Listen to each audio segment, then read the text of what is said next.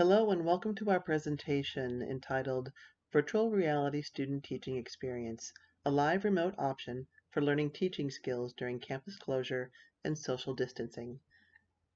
I'm Becky Lane, project leader from Ithaca College, and I'm here with my colleagues Christine Havens-Hafer from our education department and student researchers Catherine Fiore, Brianna Mutsindashyaka, and Lauren Suna. Back in March, our education department was faced with a unique challenge.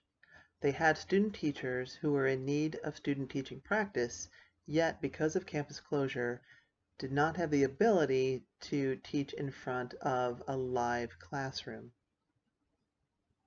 We came up with a pilot project designed to allow students to have a teaching experience in virtual reality.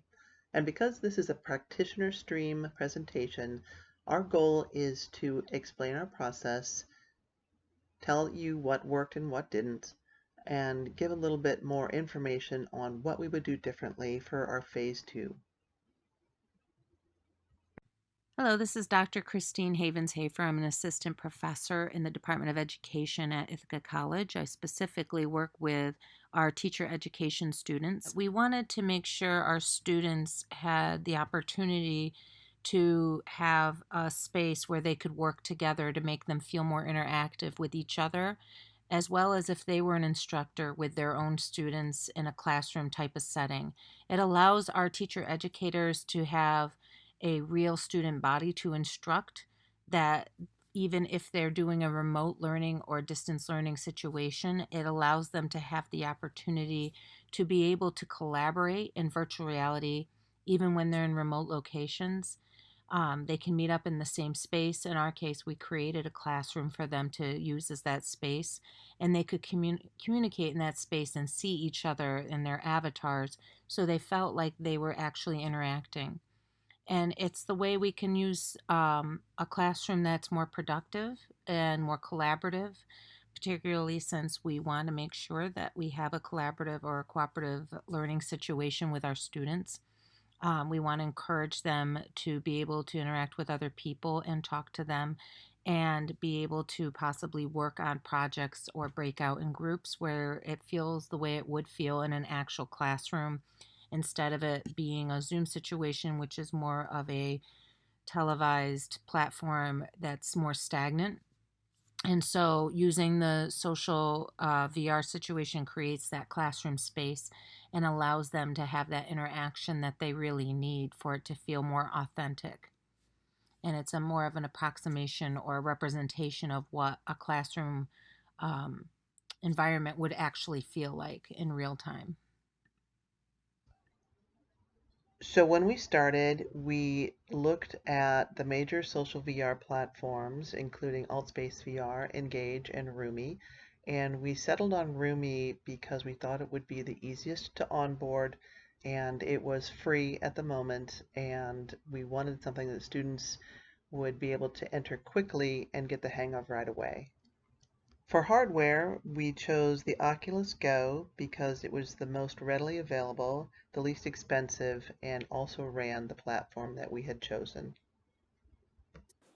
I'm Lauren, and I'm going to be going over our preparation for the virtual reality classroom. In order to alleviate the stress of the students, we decided to create a multitude of guides in order to help them through the process. This included the Oculus Go guide, where we gave students the best practices for how to clean the headset, as well as a map for the buttons on the controllers in the headset itself. We also created a guide for Rumii, which included resources like how to set up an account, how to make sure they were prepared for class, and how to enter a virtual classroom. This also included our contact information, how to send PowerPoints as PDFs. Lastly, we dedicated the first few classes just to learn the interface of the application, test spatial audio, teach the students control, and get the students used to controlling an avatar and interacting with each other through using emojis. I'm Catherine, and as one of the immersive technology specialists, one of my jobs was to serve as a point person for students to turn to for help. Each member of the class was assigned to one of the 3 specialists, and we then provided in-person tutorials, help with troubleshooting, and aid on how to optimize their lesson plans for VR. As a basic requirement, Students emailed their final presentations to us, which we then uploaded into the virtual classroom. For anyone who is interested in the different features in VR, we worked with them one-on-one to customize their lectures. This included incorporating videos and importing or creating 3D models to customize the space.